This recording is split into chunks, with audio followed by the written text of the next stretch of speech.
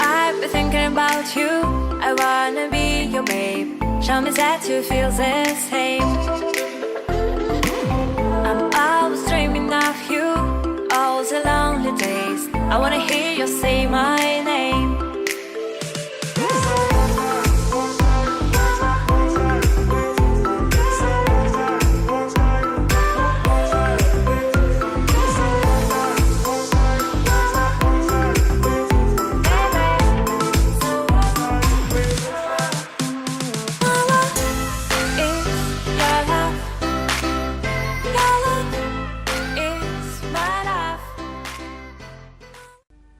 Hello everyone, this is Inspire 2016. We would like to give you a free tarot card reading focusing on your love life and your relationship. This tarot card reading will give you an update of your love life, including your past, your present, and your future relationship card reading. So the way we laid out the card, we will draw 4 cards for you. So the first card will represent your past love life, and the second card will represent your present conditions of your love life, and then the third card will represent your future position of your love life, and the last card will represent as a guidance card that represent the direction of your love life will be headed into for the next future. So I hope that you enjoy the reading, and if you like the reading, just click like and subscribe to our channel. Thank you. Hello Pisces, this is Inspire 2016 with your weekly love and relationship reading for the week commencing the 6th of February until the 12th of February 2017. The first card for you is representing the past position of your love life. Your card is the 4 of Pentacles. In the past, you were very conservative about money and are not inclined to gamble in financial matters. You were very protective of what you have accumulated over time, and slowly and steadily you increase your net worth through saving money and safe investments. You are self-sufficient both financially and emotionally, as you often equate money with emotional security. This card also indicates possessiveness, greed and an overly cautious approach to life. You may be afraid to take risks, both financially and emotionally, for fear of losing everything that you have attained so far. As a result, you may be vaguely unhappy and unfulfilled.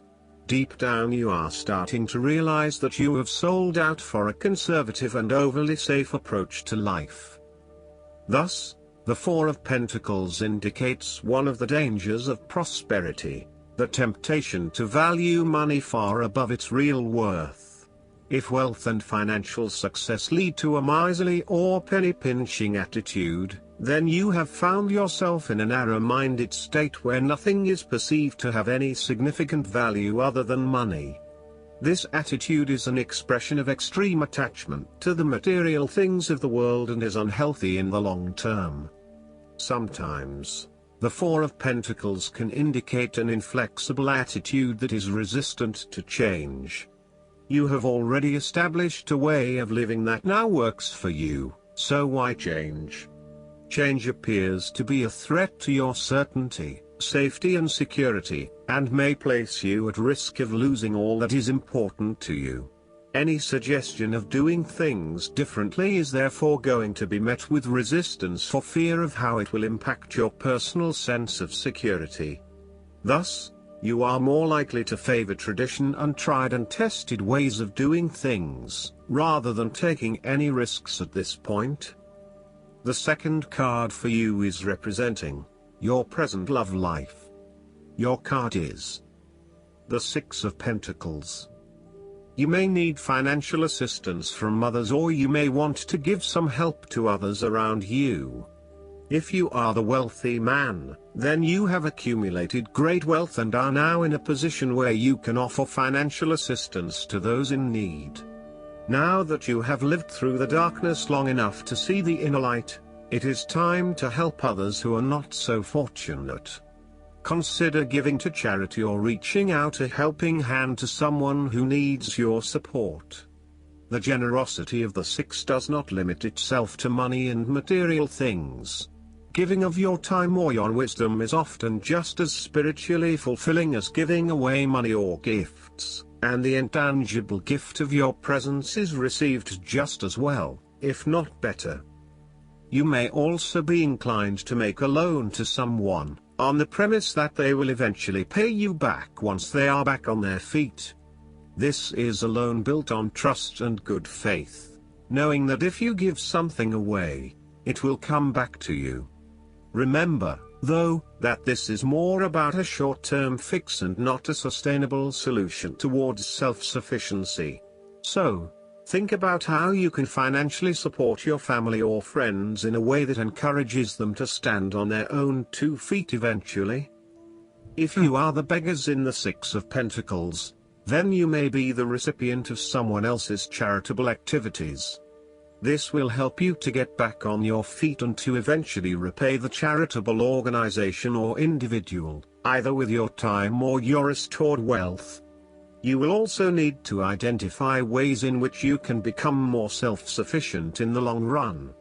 The risk of accepting charity is that you become dependent on it and cannot look after yourself. Be mindful that you are not becoming submissive or noticeably desperate as a result of the charity that someone else is providing you. The third card for you is representing the future of your love life. Your card is the Six of Cups. You want to return to the happy memories of your past, whether as a child, teenager or adult. Oftentimes, though, these memories are indeed a thing of the past and reflect aspects of your life that have since vanished.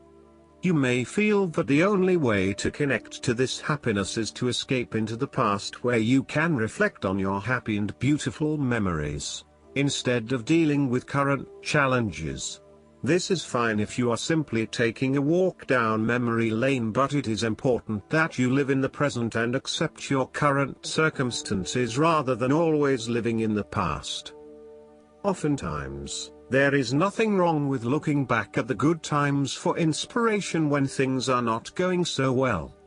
In the midst of change and crisis, the Six of Cups suggests that looking back at what you have endured is a good way to assure yourself that, whatever trials lay ahead, you will meet them and you will overcome them as you overcame others.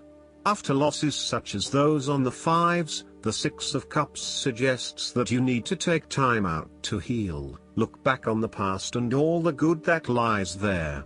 During this period of reflection, there is no need to focus on the negative. Instead, bring all of the positive energy from the past into your present and your future.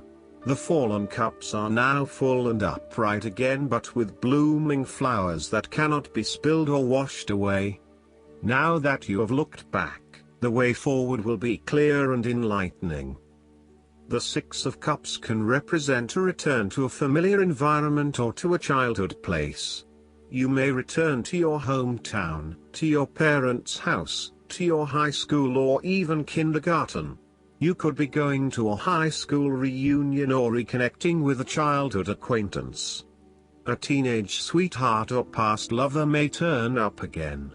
Allow yourself positive, nostalgic memories of childhood, friends and family. If you can, spend time with younger people.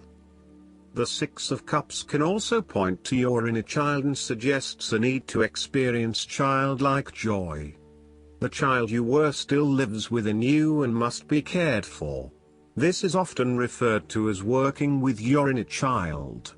People with persistent problems such as addiction, depression, troubled relationships and chronic dissatisfaction can transform their lives with inner child work and find a new joy and energy in living. The source of your problems may be in past events that are triggered in the present. We are made up of many parts and inside we still have the little child and adolescent we were with all of its experiences and feelings. This can lead to the inner child reacting strongly to certain experiences, situations and feelings in the present, based on experiences of the past. Working with your inner child and getting to know where these feelings come from can change that and enhance your choices in miraculous ways. When we are being playful, spontaneous, creative, intuitive and surrendering to the spiritual self, our genuine authentic self, who we know deep within us, our real self is being welcomed and encouraged to be present. The last card for you is guidance for your love life. The guidance card for you is: stay optimistic about your love life. Positive thinking and faith will bring you romance. The romance angels send you this card to remind you that you have a strong influence upon your love life satisfaction. If you've been complaining or worrying lately, the angels guide you to shift to a more optimistic perspective. Even if you've had your romantic hopes repeatedly dashed, there's still reason to hold the faith that real love can be yours, if you believe it. Today, take action steps to positively manifest the love life you desire. Whether you're single or in a partnership, begin by visualizing yourself as romantically happy and satisfied. See and imagine yourself with a wonderful partner who embodies the qualities that are important to you. Imagine that person appreciating and loving you, too. You can write lists and conduct journaling sessions about your feelings, hopes, desires, and intentions. You can also create a dream board with images and phrases related to your love life goals pasted onto a poster board. Daily, look at this dream board with positive intent, and follow any inner guidance to take actions related to your dreams. Your positive outlook will make you a more physically and energetically attractive person, which will definitely help your relationship with yourself and everyone else, too. I hope that you enjoy everything, and if you like the reading, just please click subscribe and you will get instant notifications every time we publish a new video right to your YouTube. Thanks.